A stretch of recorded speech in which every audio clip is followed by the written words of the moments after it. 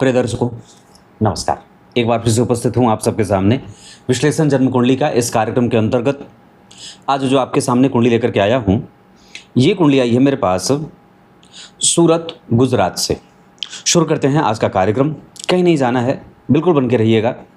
कार्यक्रम के आरंभ में ही मैं आप लोगों को बताऊं कि इस कुंडली विश्लेषण को बहुत कम लोग देखते हैं, पर सामान्यतया मेरे यहाँ सबसे ज़्यादा बुकिंग इस कुंडली विश्लेषण की ही होती है। अब मैं समझता हूँ कि ये जिनकी कुंडली है, इन्होंने मेरे यहाँ कम से कम 3 महीने पहले, 4 महीने पहले पैसे भेजे होंगे इस कुंडली के वीडियो विश्लेषण के लिए। आइए शुरू करते हैं आज का कार्यक्रम। जन्म होता है जातक का ज्येष्ठ माह में। ज्येष्ठ माह यानी कि गर्मी और तपन से भरा, और लग्न देखिए सिंह का बना है। इसका अर्थ होगा कि व्यक्ति में गर्माहट है।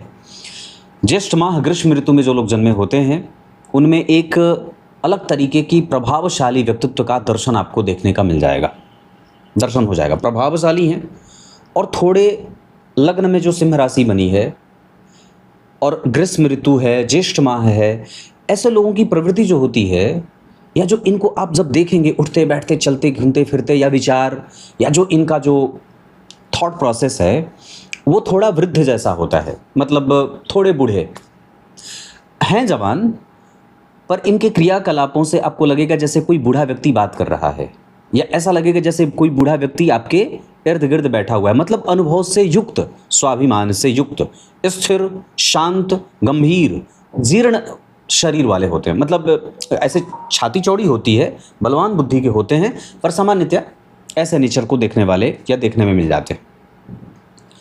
ग्रीष्म ऋतु में इनका जन्म हुआ है। ऐसे लोग जो ग्रीष्म ऋतु में जन्मे होते हैं, उनको मैं मोबाइल वो कर देता हूँ, साइलेंट कर देता हूँ। जो जातक ग्रीष्म ऋतु में जन्मा होता है, उसको पैसे बचाने की स्थिति बड़ी अच्छी होती है। मतलब वो पैसे अच्छे खासे बचा लेता है और किसी भी तरीके से कभी भी समझौता करके धन नहीं कमाता, स्वाभिमानी होता है। शीर्षोदयी राशि है और वस्तुतः ये वनों और जंगलों में निवास करने वाली राशि है, सिंह राशि।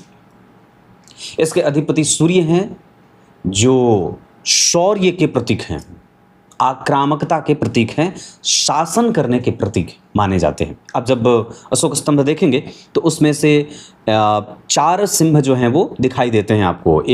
4 सिंह एक दूसरे की तरफ पीठ करके ऐसे बैठे हुए हैं, एक सामने, एक पूरब, पश्चिम, उत्तर, दक्षिण। 3 सिंह दिखाई देते हैं, एक चौथा सिंह दिखाई नहीं देता है। तो जो सिंह राशि से लोग होते हैं, उनमें सिंह सी आक्रामकता होती है और उनके काम करने की क्षमता सभी लोगों से अलग और बहुत ही मजबूत होती है। इनको संतान उत्पन्न करने का बहुत ज़्यादा शौक नहीं होता। एक से अधिक संतति पैदा करने के पक्षधर ये नहीं होते। ये स्वयं भी कई बार 1 से 2 ही संतति के मालिक होते हैं और होते भी स्वयं ऐसे ही हैं। ग्रीष्म ऋतु गुरुवार को जन्मे हैं। वार के अधिपति देवगुरु बृहस्पति जन्म कुंडली में 9वें भाव के, 5वें भाव के स्वामी होते हैं और दशम में बैठे हैं। लग्नेश और पंचमेश की युति दशम स्थान में, और साथ ही साथ 7वें भाव के अधिपति के साथ बैठे हैं, 6वें भाव के स्वामी के साथ भी बैठे हैं। इस वजह से व्यक्ति का जो यश और प्रतिष्ठा है, व्यक्ति के पिता का सुख है, पिता का भाग्य उदय, ये सब जातक के जन्म से हो जाता है। शुक्ल पक्ष के 9वीं तिथि के चंद्रमा शुभग्रह होते हैं। ये अपने आप में बहुत विलक्षण बात होगी कि जातक के पास धन की समस्या नहीं होगी। और शुक्ल पक्ष के 9वीं तिथि के चंद्रमा पक्ष बल से बलवान होने के कारण जातक को धनवान, सुखी, मतिमान और गंभीर मानसिकता का बनाएंगे। उत्तरा फाल्गुनी नक्षत्र जरा ध्यान से देखेंगे तो इसके जो पितर हैं, वो जो देवता हैं, इसके जो अधिपति देवता हैं, वो अर्यमा नाम के पितर हैं।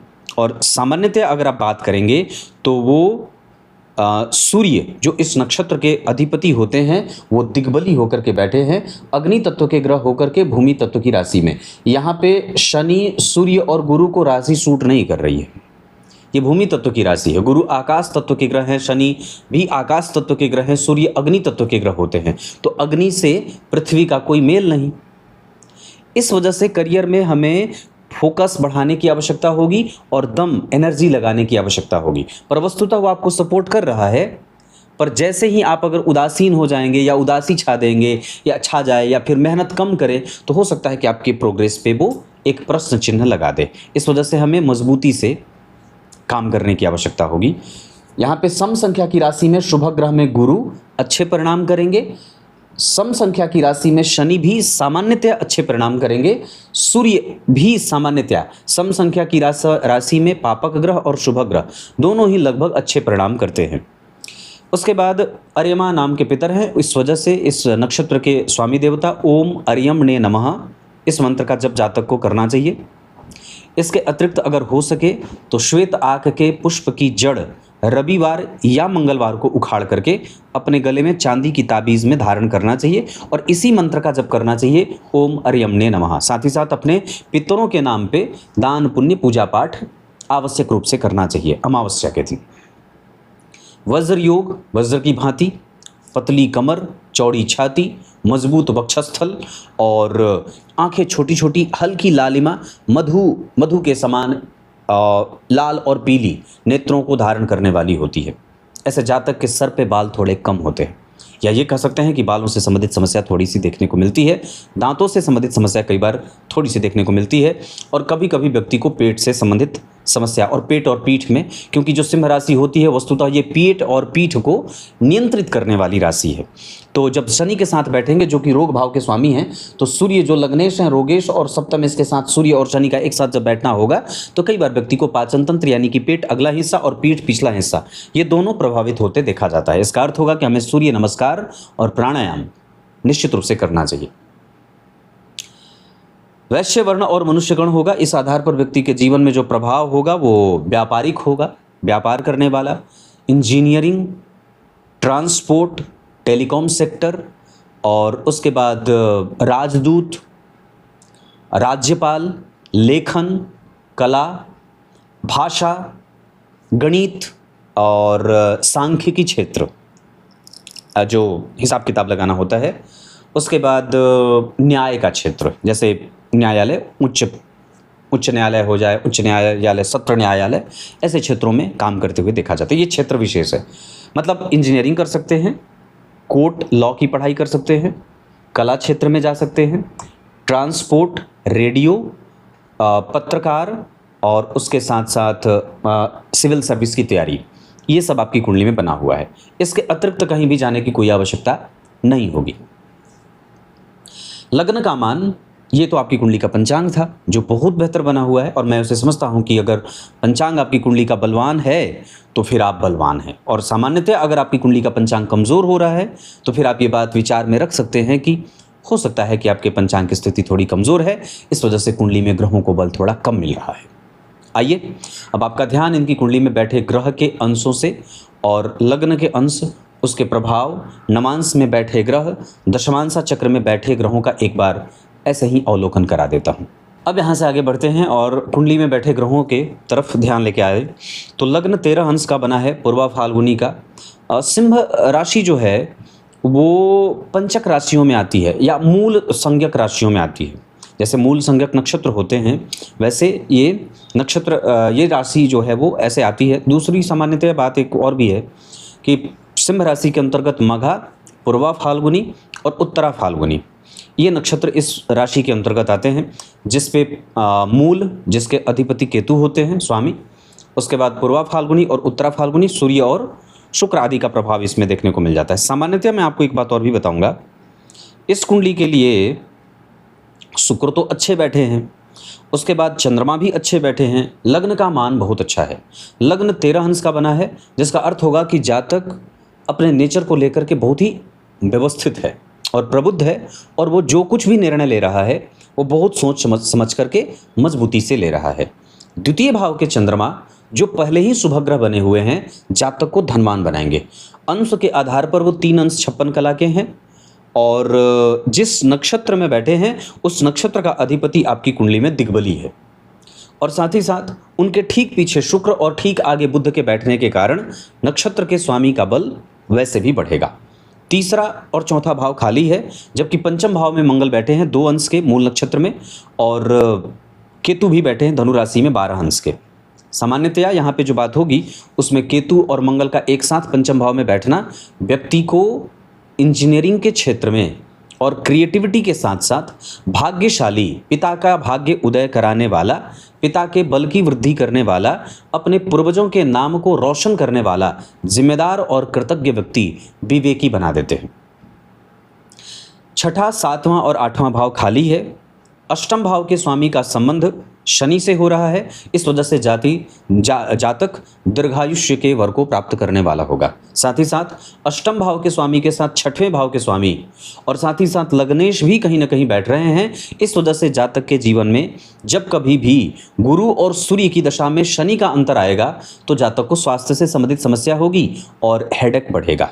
इतना ही नहीं, एक तरफ शनि जहां आपकी कुंडली में आयु से संपन्न आपको बना रहे हैं लग्नेश के साथ बैठने के कारण, लेकिन गुरु के साथ बैठने के कारण वो कई बार घर के आंतरिक कलह के वृद्धि के कारण भी बन रहे हैं। और इस अवस्था में व्यक्ति का विवाह कई बार छोटी मोटी परेशानियों से गुजरता हुआ नजर आ रहा है। हालांकि नवांश चक्र में जो स्थिति बनी है उसमें केंद्र के चारों ही घर भरे पड़े हैं ग्रहों से।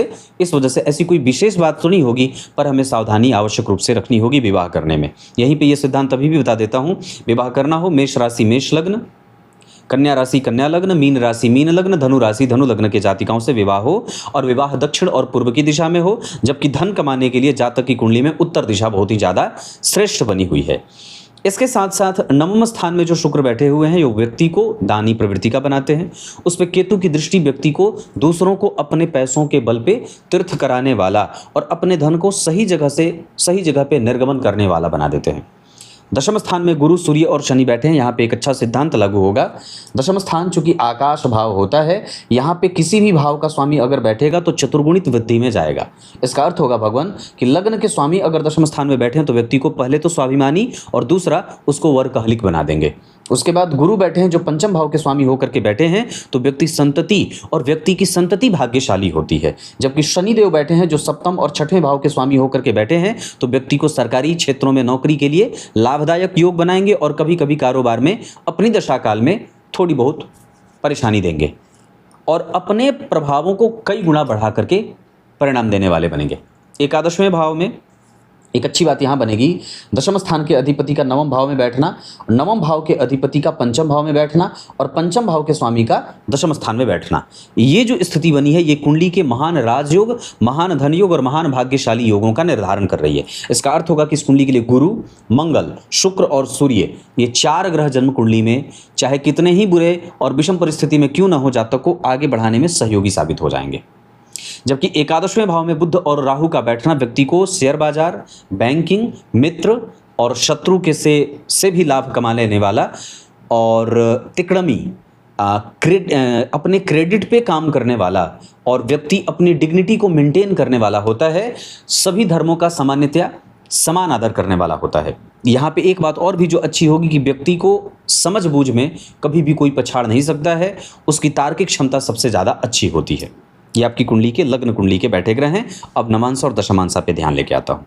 अब नवांश चक्र की अगर बात करते हैं तो नवांश चक्र में यहाँ पे सिंह राशि और नवांश में भी सिंह राशि बन गई। लग्न में गुरु नवम भाव के पंचम भाव के स्वामी होकर के बैठ गए। ये जातक के जीवन को प्रेम और सौहार्द से भरे रहते हैं। सूर्य जन्म कुंडली के लग्नेश होकर के यहाँ बैठ गए। ये अपने आप में वर्ग उत्तम हो गए क्योंकि यहाँ भी दशम स्थान में बैठे थे, यहाँ भी दशम स्थान में बैठे थे। यहाँ भी गुरु लग्नेश के साथ संबंध में थे, यहाँ भी गुरु और सूर्य परस्पर योग कारक होकर के केंद्र में बैठे हैं। नवांश कुंडली की स्थिति इससे ज़्यादा अच्छी कुछ नहीं हो सकती है कि उस वर्ग चार्ट का योग कारक ग्रह आपकी कुंडली के केंद्र में विराजमान है। योग कारक ग्रह गुरु केंद्र में, योग कारक ग्रह सूर्य केंद्र में, योग कारक ग्रह मंगल त्रिकोण में। क्लियर है? और यहाँ पे देखिए वो योग कारक ग्रह गुरु केंद्र में, योग कारक ग्रह सूर्य केंद्र में और दूसरा कि जो ये बुध और चंद्रमा बैठे हैं उसमें लाभेश हो करके बुध बैठे हैं, धनेश हो करके बुध बैठे हैं और शुभग्रह बैठे हैं। जो थोड़ा बहुत अगर कभी भी स्वास्थ्य में कमजोरी हो या कभी कभी अगर दाम्पत्य में कोई स्वास्थ्य से संबंधित समस्या होगी तो वो इस बुध के कारण होगी। और जो उस विवाह में पीछे मतलब उसको बचाना, उसकी देखभाल करना, उसकी सुरक्षा करना, उसको नर्चर करना, उसको बहुत अच्छे तरीके से उसका ध्यान रखना, ये चंद्रमा देंगे। और जो विवाह में यशस्विता होगी, जो भाग्य का सुख मिलेगा, जो संपत्ति होगी, जो दाम्पत्य का बेहतर भविष्य होगा, वो गुरु और चंद्रमा दे रहे हैं। सूर्य यहाँ बैठे हैं, इसका अर्थ होगा कि नवांश चक्र भी जातक की कुंडली का बलवान है।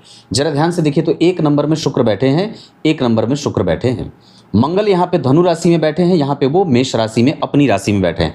यहाँ मित्र की राशि में, यहाँ अपनी राशि में। यहाँ शनि जो बैठे हैं वो 1 नंबर की राशि में बैठे हैं, यहाँ 2 नंबर की राशि में बैठे हैं। शनि का नीच भंग मंगल और सूर्य और साथ ही साथ गुरु, 3 ग्रहों के कारण शनि का नवांश में नीच भंग हो रहा है।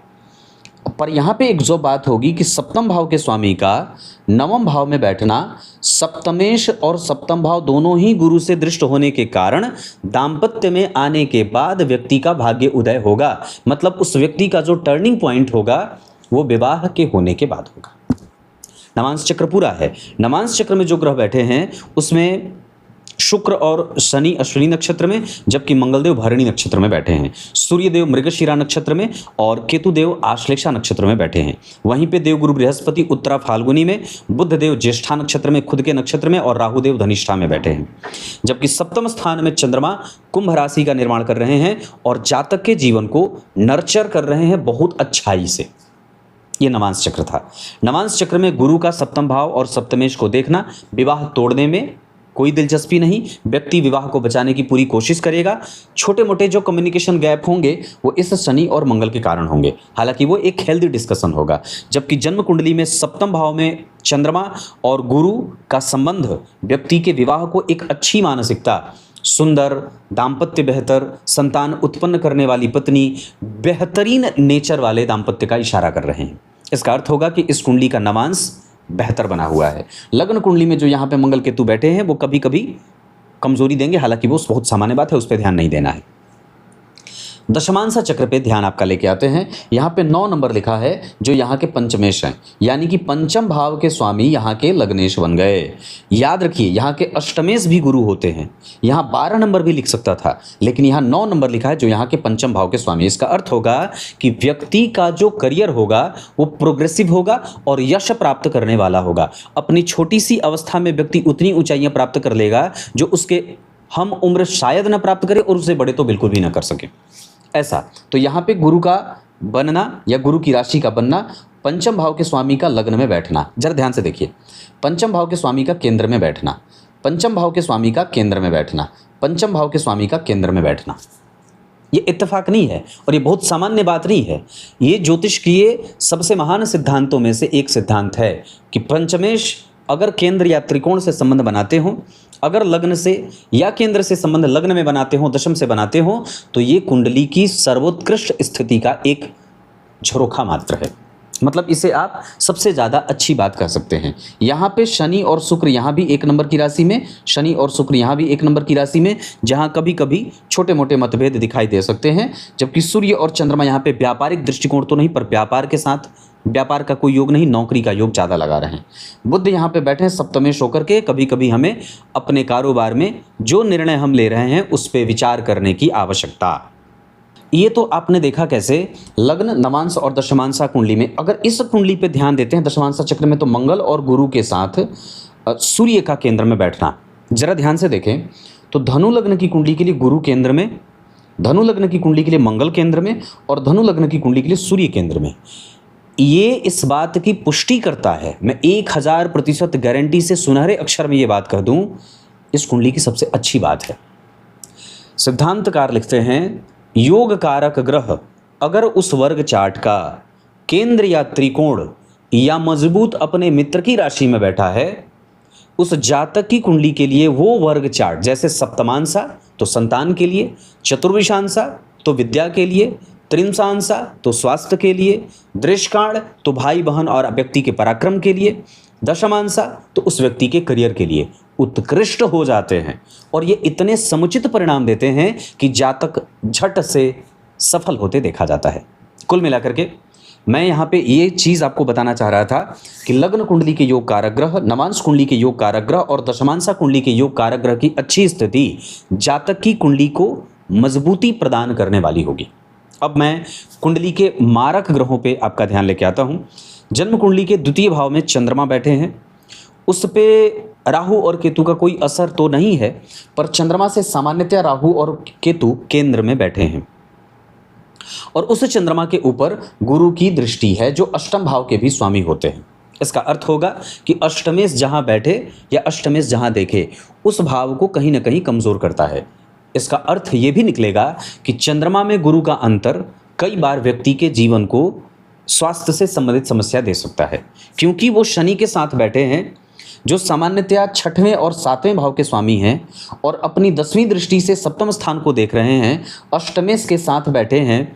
चंद्रमा को सबसे कम मारक दोष लगता है, सबसे ज़्यादा मारक दोष गुरु को, उसके बाद शुक्र को, उसके बाद बुध को और सबसे अंतिम में चंद्रमा को।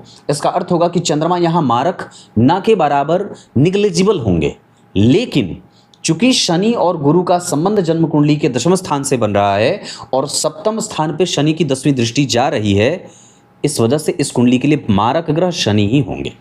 अगर वो सप्तम भाव को नहीं देखते और अष्टमेश के साथ अगर नहीं बैठते तो ये मारक नहीं होते। तो कहने का अर्थ होगा कि यहाँ पे मारक ग्रह की भूमिका में शनिदेव ही होंगे, चंद्रमा मारक होंगे नहीं। दूसरा कि इस कुंडली के लिए अष्टम भाव के साथ साथ पंचम भाव के स्वामी होते हैं, तो कभी कभी ये अष्टम भाव के स्वामी शनि के साथ बैठने के कारण पापक प्रभाव देने वाले भी होंगे, यानी कि गुरु पापक प्रभाव देने वाले भी होंगे। मतलब गुरु अपने दशा काल में कई बार व्यक्ति का ध्यान भटकाएंगे या मन को विचलित करेंगे। तो क्लियर हो गई ये बात। दशाओं के क्रम में अगर हम बात करते हैं तो पंचम भाव में जो केतु बैठे हैं, इसके कारण कई बार व्यक्ति के पाचन तंत्र या पेट में या कई बार हार्मोनल डिसबैलेंस होते देखा जाता है। मज्जा कमजोर हो, तंत्रिका तंत्र कमजोर हो, या राहु के साथ बुध के कारण और मंगल पे राहु के प्रभाव के कारण बीपी की समस्या कई बार व्यक्ति को होते देखे जाती है, या ऐसी स्थिति में कई बार व्यक्ति को पेट से संबंधित समस्या होती है और यूरिक एसिड बढ़ जाने की समस्या भी कई बार होती है। तो ये आपकी कुंडली में स्वास्थ्य से संबंधित समस्या है। दूसरा, 6वें भाव के स्वामी का संबंध अष्टम भाव के स्वामी के साथ 10वें स्थान में सूर्य के साथ हो रहा है। तो सूर्य का संबंध रोगेश के साथ भी हुआ और सूर्य का संबंध सप्तमेश के साथ भी हुआ, सूर्य का संबंध अष्टमेश के साथ भी हुआ। तो एक तरफ जहां वो आपको विद्वान बना रहे हैं, बुद्धिजीवी बना रहे हैं, शास्त्रीय बात करने वाला, गंभीर और चिंतन करने वाला बना रहे हैं, वहीं कभी कभी हड्डी और दांतों से संबंधित समस्या के साथ साथ कफ से संबंधित समस्या, पाचन तंत्र, पेट, इसको गड़बड़ करने वाला बना रहे। मतलब हमें इनका ध्यान रखना ही होगा। शहद और हल्दी का सेवन करें, गर्म चीज़ों का सेवन करें, मसालेदार चीज़ों से, मतलब मसाला, खड़ा मसाला जैसे दालचीनी, लौंग, इलायची और ये सब चीज़। ये नहीं कि प्रोसेस्ड फूड नहीं खाना है, जितना ज़्यादा हो सके नॉर्मल चीज़ें करें, क्योंकि ये सिंह लग्न की कुंडली है। यहाँ पे आपको बहुत ज़्यादा तला भुना नुकसान करेगा पेट को, ये इतनी बात है। रत्न के आधार पर मैं इस कुंडली को अगर बात कहूँगा तो इस कुंडली में गुरु का रत्न और राहु का अभी वर्तमान में लाजवर्त आपको 2039 तक धारण करना चाहिए। उस राहु की महादशा में जो मंगल का अंतर होगा और उस राहु की महादशा में जो बुध का अंतर होगा, ये आपको कष्ट दे सकता है। सामान्यतः अभी एक दशा जो मारक चलेगी वो राहु में शनि वाली चलेगी 2026 के मार्च से 2029 के फरवरी तक। इस दौरान घर में अगर हो सके तो महामृत्युंजय वगैरह हो जाए, दुर्गा सप्तशती हो जाए, या काल भैरव स्तोत्र हो जाए, इसका पाठ अगर हो जाए, या अखंड कीर्तन हो जाए, या नाम महामंत्र का उच्चारण या अखंड कीर्तन हो जाए तो बड़ा अच्छा लाभ होगा। गंगा जल का सेवन जातक को सदैव करना चाहिए। बड़ों का आदर, अकर्मण्यता न रहे, कुंठित न हो, प्राप्त होने की स्थिति आपकी कुंडली में 100% बहुत अच्छा है। और आपकी कुंडली आपसे आपकी इच्छाओं को पूछ करके आपकी इच्छा की पूर्ति करने वाली है। अब मैं अष्टक वर्ग पे आपका ध्यान लेके आता हूँ। ये इतनी सारी चीज़ें मैंने आपको बताई। तो मैंने पूर्व में सबसे पहले आपकी कुंडली का पंचांग आपको समझाया, उसके बाद कुंडली के बैठे ग्रह, अंश बल, नवमांश में ग्रह नक्षत्रों का प्रभाव, उसके बाद लग्न, नवांश और दशमांश में बैठे ग्रहों का प्रभाव, और उसको सिद्ध किया कि वो कैसे आपके फेवर में काम कर रहे हैं। चीज़ें समझ में आए ना आए, बस इतना जान लीजिए कि आपकी कुंडली का जो पर्सनल प्रभाव है और जो बाह्य सामाजिक प्रभाव है और जो करियर का जो ओरिएंटेशन है, और इसके साथ साथ लग्न और नवांश का जो सहयोग आपको मिल रहा है वो ग्रहों का, वो आपके पक्ष में है। आपके लिए इतना काफ़ी है। हो सकता है कि आप ज्योतिष के टर्म ना समझे, इन ग्रहों की दिशाओं को न समझे और ग्रहों के प्रभावों को आप बहुत नज़दीक से ना समझे। ऐसा संभव है क्योंकि जो जिस उम्र की ये कुंडली है 2001 की, हो सकता है कि इस अवस्था का बालक कोई ग्रहों के इस मूवमेंट को न समझता हो और अपने ऊपर उनके प्रभावों को जानने की इच्छा भी न रखता हो। पर घर के बड़े बुजुर्ग जरूर इस बात को जानना चाहते हैं कि उस बच्चे की कुंडली में बैठा ग्रह उसे कैसे और किस तरीके से प्रभावित कर रहा है। तो कुल मिलाकर के जातक की कुंडली का पर्सनल प्रभाव, दाम्पत्य और साथ ही साथ उसका जो करियर प्रभाव है वो बहुत ही एनर्जेटिक है और अच्छी साउंड कर रही है। अब मैं बात करता हूँ कुंडली के अष्टक वर्ग की, जहाँ पे हमें कहाँ काम करना है। और वन लाइनर आपको मैं बता दूँ तो हमें हमारे डिग्निटी को मेंटेन करने की आवश्यकता है। मतलब हमारा समझौता किसी भी ऐसे व्यक्ति के साथ ना हो जाए जो दुभाष, जो मतलब किसी तरीके से वो उसकी कोई एक अपनी अच्छी इमेज ना हो। और दूसरा, हमारा व्यवहार कभी भी किसी ऐसे व्यक्ति के साथ चलन में ना आ जाए जिसकी अपनी कोई स्ट्रैटेजी ना हो और जो बिल्कुल खुद ही कंफ्यूज है और वो हमें भी कंफ्यूज करे। तो हमें ऐसे लोगों से अपने आप को दूर बना के रखना है। हम अपने धन को सही जगह पे खर्च कर सकते हैं, हम इस पे रिसर्च कर सकते हैं। मतलब हमारा धन कहाँ जा रहा है, हम कैसे लोगों को धन दे रहे हैं, हमारी मैत्री कैसे लोगों से हो रही है, हम कितने इमोशनल होकर के अपने दोस्तों के साथ हमारा कैसा संबंध बन रहा है, हमारे जो दिमाग में विचार बन रहे हैं वो कितने प्रैक्टिकल हैं और कितने दकियानूस हैं। ये भी विचार की बात होगी, क्योंकि वहाँ पे जो द्वितीय भाव में चंद्रमा की स्थिति बन रही है वो कई बार आपको काफ़ी ज़्यादा सेंटिमेंटल बना सकती है। मतलब कुछ ऐसे विषयों पे हमें ध्यान देने की आवश्यकता होगी जहाँ हम कई बार दो राहे पे ना खड़े हो जाएं या कंफ्यूज ना हो जाएं। तो जो भी पढ़ें या जो भी हमें दिमाग में डालना है वो बिल्कुल ही क्लियर विजन के साथ आगे बढ़ना है और उसे क्लैरिटी के साथ डालना है। दूसरा, हम पराक्रमी हैं और हमें ये मेंटेन करना है लगातार, क्योंकि पराक्रम का कोई तोड़ नहीं होता। मतलब इस कुंडली का जो एक अच्छा पोजीशन या अच्छा प्रभाव मैं इस मामले में कह सकता हूं कि जातक की जो मेहनत है वो सही दिशा में है और वो ऑप्टिमिस्टिक विचारधारा के साथ मेहनत कर रहा है, उसको अपने मेहनत पे विश्वास है और वो सही मेहनत कर रहा है। चौथा, कि इस कुंडली में जो मेंटल पीस है वो बहुत सुदृढ़ है और डेडिकेटिव है। इसके साथ जो चतुर्थ स्थान की स्थिति बन रही है उसमें हम अपने घर परिवार की सुरक्षा, अपने बेटी बहनों की सुरक्षा, हम अपने घर की सफाई, अपने वास्तु देवता की सफाई खुद से करें, अपने घर की सफाई खुद से करें। उसके साथ हम सवेरे उठ करके कौन कौन से ऐसे क्रियाकलाप हैं जिसका हमें ध्यान रखना चाहिए, इस पे फोकस बढ़ाने की आवश्यकता होगी। तभी जाकर के व्यक्ति बहुत ही पॉजिटिव नेचर के साथ आगे बढ़ेगा। मतलब जो स्थिरता है, अब सफल हो गए पर वो कितना मेंटेन किया आपने और उसको आपने कितना बरकरार रखा, तो इसके लिए आपको अपने दिनचर्या को रेगुलराइज करने की आवश्यकता होगी। क्रिएटिविटी ठीक है, उसको और बढ़ा सकते हैं। मतलब हमें और भी ज़्यादा विवेकवान होने की आवश्यकता है। हम और भी ज़्यादा अपने आप को आगे बढ़ाने के लिए अध्ययन कर सकते हैं, या फिर ये कह सकते हैं कि हमारा जो विद्या पक्ष है, जो बुद्धिमान होना है, वो हम कितना सामने वाले को प्रूफ करते हैं अपने तर्क से, अपने ज्ञान से, सामने वाले का कितना दिल जीत पाते हैं। हमें इस पे काम करने की आवश्यकता है। उसके बाद हमारी कुंडली में नौकरी और व्यापार, तो सामान्यतः नौकरी के योग ज़्यादा हैं, व्यापार के योग थोड़े कम से हैं। इसके बाद हमारा रिसर्च और हमारा कंसंट्रेशन बहुत अच्छा है। इसका अर्थ होगा कि हम जहाँ पे काम कर रहे हैं वो बहुत, जैसे मैंने पूर्व में कहा था कि पराक्रम अच्छा है, तो पराक्रम सही कंसंट्रेशन के साथ अगर मिल जाए, तो अगर वो रेगुलराइज हो जाए तो एक दिशा मिल जाती है। तो इस कुंडली में कंसंट्रेशन अच्छी है, रिसर्च अच्छा है और जो प्रोसेस है साइकिल सोचने का वो बहुत ही बेहतर है। इसके साथ धर्म को लेकर के हमारा दृष्टिकोण कभी कभी बहुत ही ज़्यादा नीचे जा रहा है, हमें उसको मेंटेन करना होगा।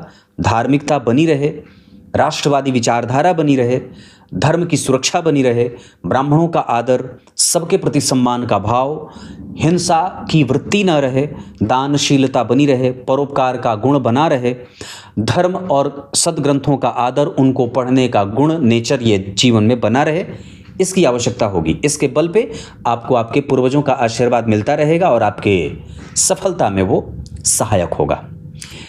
दरअसल आपको एक अच्छा नेचर मिलता जाता है, आप सकारात्मक होते जाते हैं। जैसे क्या कहा कि आप अगर बहुत अच्छे तरीके से अपने आप को नहीं जान पाए हैं, खुद को ही नहीं जान पाए हैं, तो आप घूमना शुरू कर दीजिए। मतलब भारत के विभिन्न हिस्सों में घूमना शुरू करिए, आप अपने बारे में भी जान जाएंगे और भारत के बारे में भी जान जाएंगे। तो सबसे ज़्यादा हमें यात्रा करनी है, अंदर की भी यात्रा करनी है और बाहर की भी यात्रा करनी है, और हमें लोगों को स्पेस देना है, उन्हें जगह देनी है, सुनने और समझने की शक्ति पैदा करनी है। पद, प्रतिष्ठा, सामाजिक छवि बहुत अच्छी है, न्यायप्रियता बहुत अच्छी है। इसके साथ साथ एक बहुत अच्छी बात इस कुंडली की ये है कि गुरु और सूर्य बैठकर के व्यक्ति को मोरालिटी देते हैं। मतलब व्यक्ति का जो प्रभाव है वो नैतिकीय है और वो कभी भी अनैतिक नहीं होगा। सामान्यतः अगर यहाँ पे शनि नहीं बैठे होते, जो थोड़ी बहुत अनैतिकता आती है, जो कभी कभी प्रैक्टिकलिज्म आता है, जो कठोरता, वो जिद्दीपन जो आ रहा है, वो भी नहीं होता, पर गुरु और सूर्य उसे संभाल रहे हैं। उसके बाद ये कुंडली प्राप्त करेगी, पर थोड़े बहुत जैसे होता है कई बार कि हम बहुत ज़्यादा सोच रहे हैं, बहुत ज़्यादा तर्क कर रहे हैं, बहुत ज़्यादा किसी चीज़ में एनर्जी लगा रहे हैं, तो हमें उसको बैलेंस करने की आवश्यकता है। हम कई बार गलत चीज़ों से मैत्री ना करें, गलत जगह पे दिमाग ना लगाएं, कुतर्क ना करें, और धर्म में, आध्यात्म में, चिंतन में, आदर में, सम्मान में हमें बहुत ज़्यादा दिमाग लगाने की कोई आवश्यकता नहीं है। जैसा है उसे एज इट इज़ स्वीकार करने की आवश्यकता है। हाँ, हम डरपोक ना बने और हम नकारात्मक चीज़ों को अपने अंदर नहीं आने दे, इसकी कोशिश यहाँ पे बुध और राहु के कारण आपको करनी पड़ेगी। आपका व्यय संतुलित हो, बाहर से धन कमाएं, विदेशी कंपनी आपको धन दे रही है, बाहर की कंपनियों से काम कर रहे हैं, अपने जन्म स्थान से दूर जा कर के धन कमा रहे हैं, तो ये आपके लिए ज़्यादा आसान रहेगा। बिल्कुल क्लियर है। अब आगे बढ़ के बात करते हैं चंद्रमा से संबंधित विभिन्न ग्रहों का संबंध कैसा बन रहा है और वो आपकी कुंडली को कैसे प्रभावित कर रहे हैं, ये जानेंगे। चंद्रमा से जब आप सभी ग्रहों के दूरी के बारे में विचार करेंगे तो ऐसा होता क्या है कि जब हम लोग कुंडली में ज्योतिष को समझने की कोशिश करते हैं, या ज्योतिष में जब हम कुंडली या चक्र को समझने की कोशिश करते हैं, तो एक पक्ष सबसे पहले आता है कि फला ग्रह जो है वो यहाँ बैठा है तो इस तरीके का परिणाम देगा, या ये ग्रह लग्नेश होकर के नवमेश के साथ या पंचमेश के साथ, आप तमाम प्रकार के सूत्र जानते हैं। पर इस बीच में से जो चीज़ गायब हो जाती है, जो कि सबसे ज़्यादा महत्वपूर्ण काम करती है, वो है चंद्रमा से विभिन्न ग्रहों की दूरी। तो सबसे पहले चंद्रमा से चौथे घर के जो मंगल होते हैं, वो अल्टीमेटली जातक को धन इकट्ठा करने वाला बनाते हैं। मतलब उसका जो नेचर रहेगा वो धन को नियोजित करके सुनियोजित तरीके से खर्च करने वाला होगा, ये उसकी प्रकृति रहेगी। अब ये कोई ज़रूरी नहीं है कि चंद्रमा और मंगल जब दशा में होंगे तभी होगा, मतलब हो सकता है कि उस दशा काल में ये नेचर उसका बढ़ जाए, लेकिन बाय डिफ़ॉल्ट ऐसी चीज़ें मिल जाएंगी देखने को।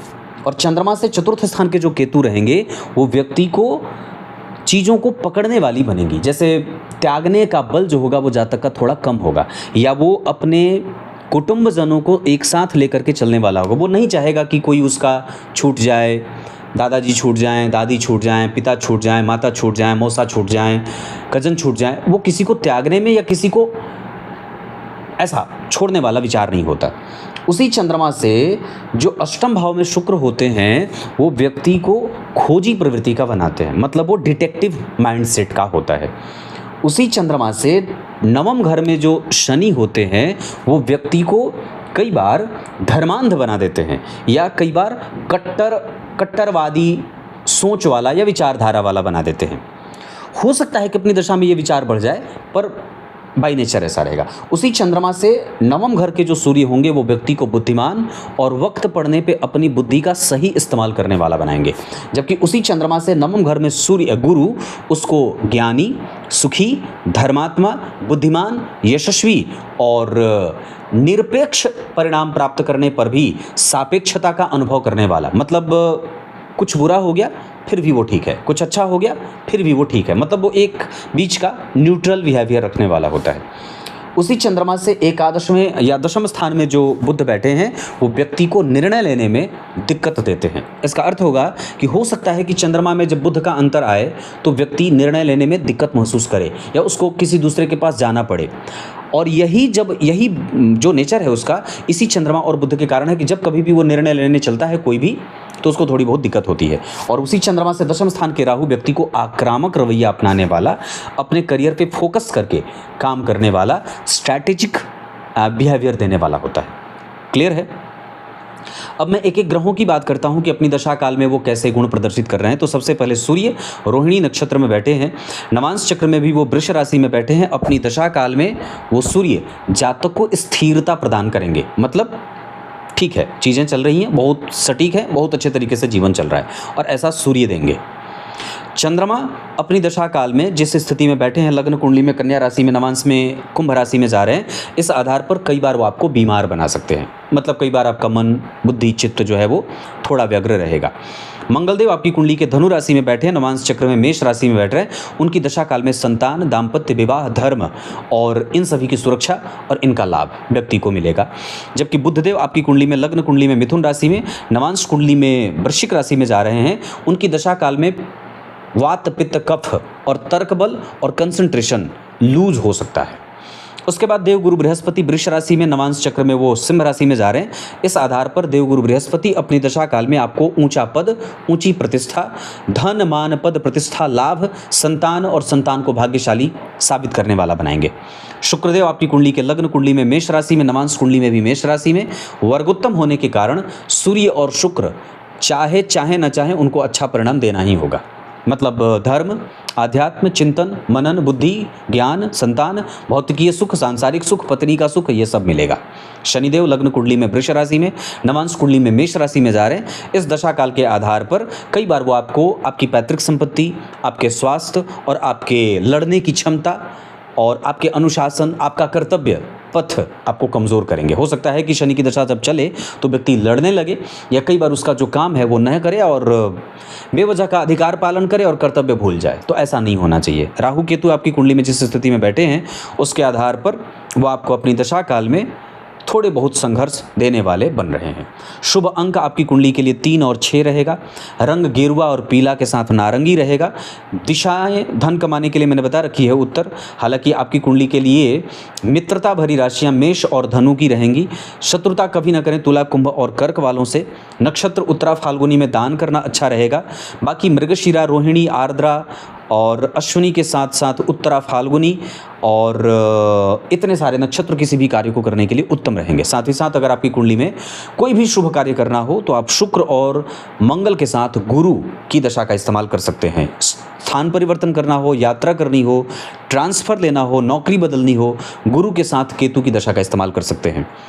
आपकी कुंडली में भवन, भूमि, वाहन से संबंधित अगर कोई भी निर्णय लेना हो तो आप मंगल और शनि की दशा का इस्तेमाल कर सकते हैं। इसके साथ साथ आपकी कुंडली में धन क्षेत्र है, ऐसी कोई बात नहीं, पर वाहन, भूमि, भवन, वाहन में से वाहन से चोट चपेट की स्थिति कई बार मुझे देखने को मिल रही है। पेट का ध्यान इस कुंडली में हमेशा करना होगा। नेत्र की ज्योति इस कुंडली को परेशान कर सकती है। बाकी रोग से लड़ने की क्षमता 100% बहुत अच्छी है। आप अपने माता और पिता की सेवा 100% से भी ज़्यादा करेंगे और आप अपने परिवार के लिए भाग्यशाली भी हैं। अष्टक वर्ग के आधार पर अगर मैं बात कर दूं तो चंद्रमा और शनि के अतिरिक्त जितने भी ग्रह हैं वो आपको प्रैक्टिकल बना रहे हैं और मेहनत करके धन देने वाला बना रहे हैं। वस्तुतः आपकी कुंडली में संतान का सुख और उनसे प्रेम 100% मिला हुआ है। पूजा पाठ में आपका मन लगेगा। मामा मामी, नाना नानी, इन लोगों के साथ भी आपके संबंध सामान्यतः विपरीत के साथ थोड़े बहुत अनुकूल रहेंगे, मतलब सामान्यतः ठीक है। तब तक के लिए बहुत बहुत नमस्कार।